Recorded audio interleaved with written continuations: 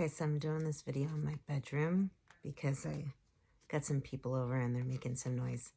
I wanted to do a video on reversals. So it's important not to get too caught up in rules when you're reading tarot, because if you're too focused on the rules, you'll miss the intuitive aspect, which is really important. So like when you're shuffling, it's important to shuffle according to your own intuition. Like we have basic guidelines for things, but like rituals are just to reinforce your own ideas about something. They're not important on their own. All right, so how I do reversals. So I start off my deck with everything upright, okay? I do believe this is where we're getting out of psychology and into like my metaphysical understanding of the way things work. I do believe that nothing can be represented that isn't there. So I do believe that everything will come out the way that it's meant to come out. And so if a reversal happens, I think that it happens for a reason. And the way that I understand reversals, or I feel them like energetically, is that it's like an excess of something that causes a spinny type of energy. Like when you think too hard about something, you obsess about something, you create a spin on that idea.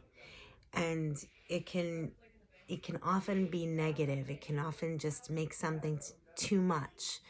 If you create a spin on something that's already difficult, sometimes it means it's enough energy to bring you out of that difficult situation. So in that way, a reversal can be thought of as the opposite, but it's not totally the opposite. It's wherever there's an excess of something. Think obsession, just not getting off of the topic, just perseveration. Think about that when you have a reversal. Okay, so because I start with all my cards in the upright, reversals don't happen for me unless a card flies out and comes out upside down. Or sometimes it happens and I just don't know why it happened. I mean, I've checked all my cards. They look like they were upright. If that happens, I feel that it was meant to happen. Sometimes I pick up the deck and I've turned it upside down. And that's why the reversal happened. And if that happens, I read it that way. Okay, but I'm just going to show you how I shuffle. Like I do an original shuffle that, looks like the way people normally shuffle cards. And I do a bridge, right? And then as I'm feeling the cards, right, when I'm doing my reading, I do this kind of a shuffle. And I do this until it feels right. And sometimes a card will stick. See, there we go. That's what I was waiting for to happen. Okay, so we have my old buddy. What did I say before? This card keeps coming out for me. It is the freaking Five of Swords again, man. This card just has it in for me. All right, so the Five of Swords flew out. It did not fly out in the reversal. So this is a message to me that this energy is playing into my life. Why is it coming out? It's coming out because it's my deep self calling to my human self, like, hey, you need to be aware of this energy. What is Five of Swords energy? Well, I've talked a lot about it because the card keeps coming out for me. So we know that this is a big player in my life right now. That's also how you learn the cards. You'll have one that plays in your life over and over again. It keeps popping up. And you'll notice things that happen in your life when that's going on. And that's how you really learn what the cards are saying to you and what the cards really mean. So this did not come out in the reverse, okay? But if it did, how would I read the Five of Swords in reverse? This is so funny because I was just talking about this on a Facebook post. So if you think things happen by accident, they do not. Things happen for a reason. Everything has a reason. Even if sometimes that reason isn't something that we should really be talking about. I'm not saying that you should tell people that everything happens for a reason when bad things happen in their life. You never should say that to somebody. It's not how to be a loving and supportive friend, but it doesn't take away from the metaphysical reality that nothing can be expressed that isn't already there. Okay, everything exists. And, there are layers of expression that are happening. And when you read tarot, you're putting in a tarot layer to the things that are already going on. So anyway, if this card were to come out in reverse, I would say it would be an intensity of the Five of Swords energy. So what is Five of Swords energy? Five of Swords is a hollow victory. If you're this guy, you just won something at the expense of something else. You might be feeling smug about it. Okay, it could be a warning to you about that kind of feeling. If you're these guys, you're taking a loss, okay? Maybe somebody's, nanny poo-pooing you like this guy is to them. It is a cycle.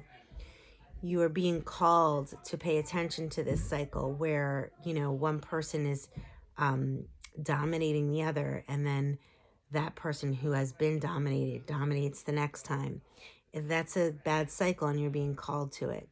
If it's in reverse, if this card was in reverse, I would tend to think that the lesson that needed to be learned from being in this cycle had been learned, and we were coming out of that energy. So that's an example of when a reversal isn't always like a negative thing.